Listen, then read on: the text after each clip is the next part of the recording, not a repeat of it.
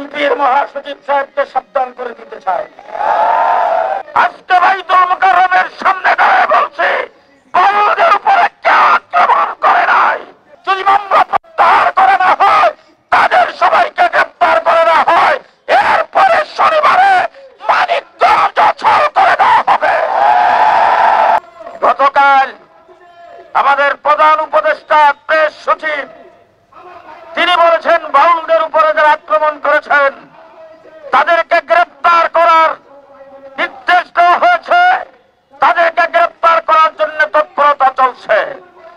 আমি পরিষ্কার ভাষায় বলতে চাই, ডক্টর ইউনূস সাহেব, আপনাকে রক্ত দিয়ে ক্ষমতায় আমরাই বসাইছি, কিন্তু আপনি বাউলদের পক্ষ অবলম্বন করবেন। আজকে বাইতুল মুকাররমের সামনে দাঁড়িয়ে বলছি, বাউলদের উপরে কেউ আক্রমণ করে নাই। বাউলরা আল্লাহর বিরুদ্ধে কথা বলেছেন, রাসূলের বিরুদ্ধে কথা বলেছেন, কোরআনের বিরুদ্ধে কথা বলেছেন, ইসলামী শরীয়তের বিরুদ্ধে তারা কথা বলেছেন। শরীয়তের আইন হইল ওয়াজিবুল কতল। সুতরাং আমাদেরকে বাধ্য করবেন না, বাধ্য করবেন না।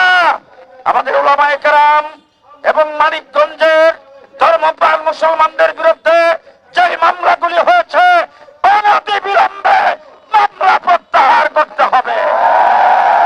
বাউলদের সঙ্গে যারা জড়িত আছে, আগামীকাল শনিবার, এর পরের শনিবারের আগে তাদের সবাইকে গ্রেফতার করতে হবে।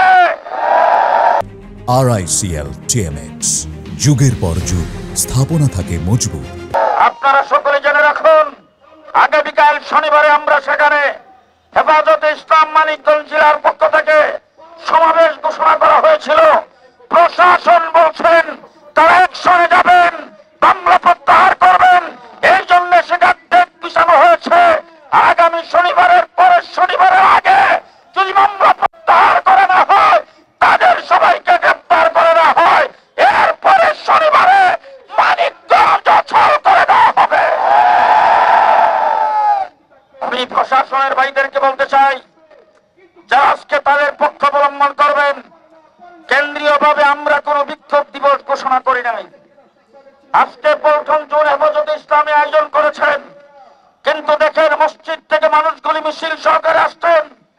ঢাকা নগরী আজকে মিছিলের নগরীতে পরিণত হয়েছে। বাংলাদেশের বিভিন্ন জায়গায় মসজিদগুলোর থেকে মিছিল হচ্ছে।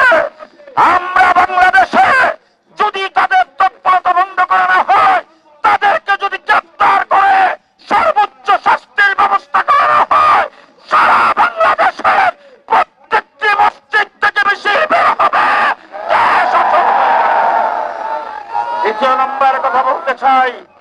দ্বিতীয় নম্বর কথা বলতে চাই, জনাব ফরহাদ মাঝহার সাহেব, সাবধান সাধু সাবধান।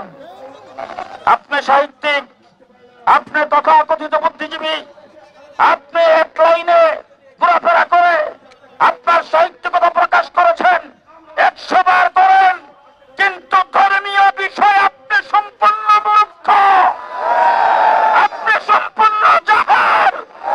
আপনি ইসলাম নিয়ে কথা বলবেন, বাউলদের পক্ষে কথা বলে আরেকবার বলেছেন আপনাকে আবুল সরকারকে গ্রেফতার করা হয় নাই, গ্রেফতার আমাকে করা হয়েছে। আপনি কে? আপনি কে? আপনাকে গ্রেফতার করলে কি হবে?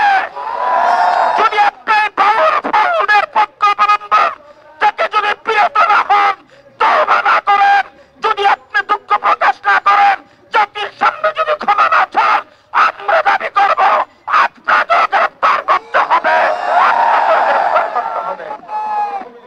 ইসলামী মূল্যবোধে বিশ্বাসী বিএনপির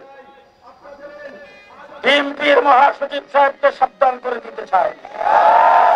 আপনি এক বক্তৃতায় বলেছেন শরিয়া আইন মানেন না, আবার এখন